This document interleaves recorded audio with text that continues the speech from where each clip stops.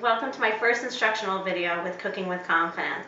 I want to show you a quick and easy meal using grilled chicken, and I'm going to use some leftovers that I have from last night and preparing a whole new meal, and they'll never know I'm using leftovers.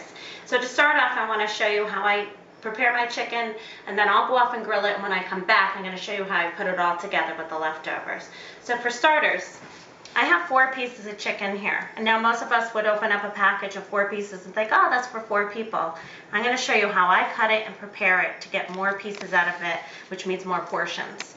So I start off, I'm going to have the smaller end of the chicken breast towards me, and when I cut it, I'm going to hold my knife at an angle and just cut down, and now I have 1, 2, 3,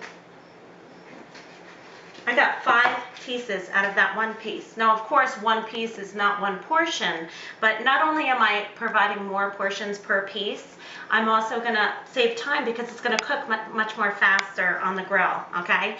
Now, on the side here, I have a Ziploc bag, and I prepared a quick marinade. All I did was olive oil, balsamic vinegar, garlic, salt, pepper, and then I have a little fresh herb garden outside, and I cut some fresh herbs, a little rosemary, thyme, and sage. Threw it in here. So now I'm gonna, as I do it, I'm gonna throw my chicken in. Okay, so I have 3 more pieces to cut here.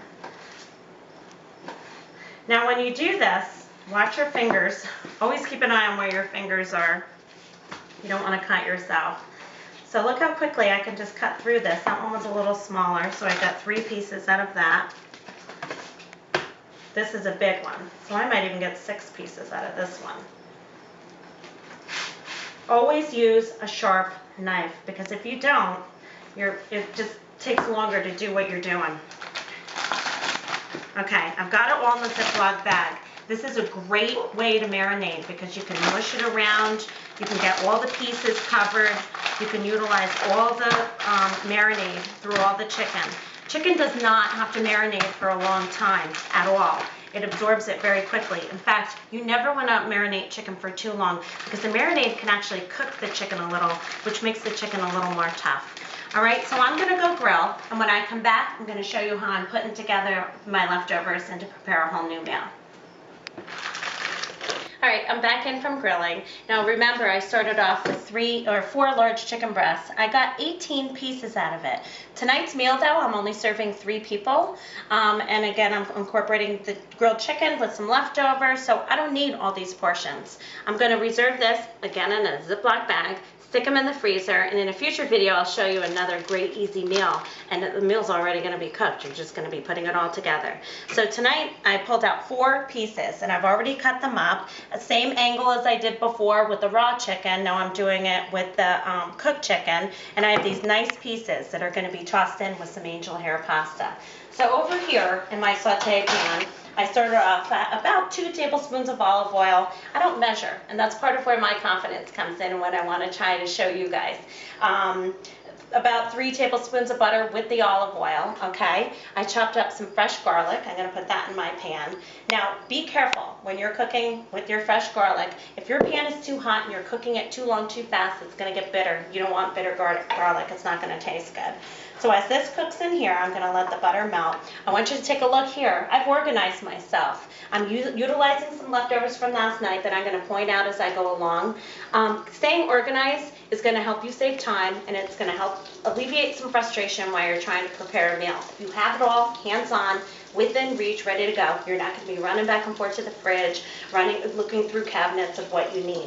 It's all right here, and that's the way you want to organize yourself to prepare a meal and to save time. All right, my butter's melting. You can kind of hear it. I'm going to add some white wine. This is cooking wine. I'd rather use real wine, but I don't have any. No big deal. Adding the wine. I can hear it bubbling. You can see in the pan here. I want to let this reduce a little bit, which means when you first pour the wine in, you can smell that tangy scent of, it's the alcohol burning off. Again, this is cooking wine. There's not a lot of alcohol in it. If I were using real wine, it would take a little longer to reduce because you don't want that alcohol flavor. You want the flavor of the wine in there. With that, I'm going to add now a little bit of chicken broth. Again, I'm not measuring. I'm just looking at what I got. I can smell it and see, you know, what it smells like. I can get sense of what it's going to be tasting like. Now I want to add a little bit of fresh squeezed lemon. I pull the seeds out. You can use a squeezer or whatever. I use my hands. Squeeze it in there. I'm going to use both sides of it. Okay. I like adding lemon. This is almost like a little bit of a scampi sauce, but it's really a traditional white wine garlic sauce. Okay. Now, what I had left over last night is some angel hair pasta. I had some fresh spinach because I had made a spinach salad, and I have these tomatoes, okay?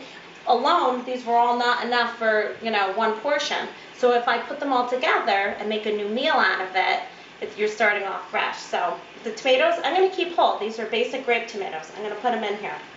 They'll soften up a little bit. They'll be great tossed with the pasta, okay? Now I'm going to add some kosher salt. I love cooking with kosher salt. It's a coarser grade than table salt. It's not iodized. It has a different flavor to it. It doesn't break down as much, and therefore you're not using as much, so that's better. I'm turning my heat down a little bit. I just don't want this to cook too quickly. I'm using fresh black pepper. Love it. Out of the mill. And out of my garden outside, I chopped some fresh basil out of my garden. I'm not going to use all that I chopped right now. I'm going to put some in the meal, so in the sauce, so the flavor of it and the oils of it will go into the sauce. I'm going to reserve some for when I'm almost done to toss in at the very end, okay? Now I also like to add in this type of sauce a little bit of crushed red pepper.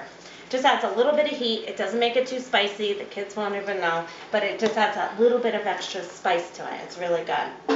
All right. I don't want to add my pasta yet because my pasta's already cooked, and if I add it now, especially with angel hair, it is so fine and it cooks so quickly, you don't want to overcook it. It'll get mushy.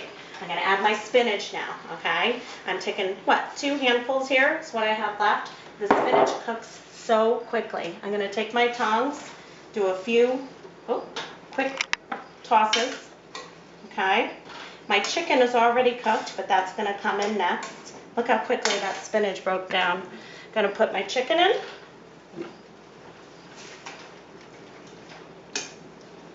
And now I can add some angel hair. 1 pot meal. How easy is this? A couple of minutes. You got a home-cooked meal. Using my leftovers. I still have some chicken left over that I'm going to use in a meal in the future, and I'll show you in another video. Top this off, a little fresh grated Parmesan cheese. How easy was that? There's dinner. I'm going to serve it with salad and fresh bread. We're going to go eat, and I want you to look out for my next video, and I'll show you what else we can do with that grilled chicken. Thanks for watching.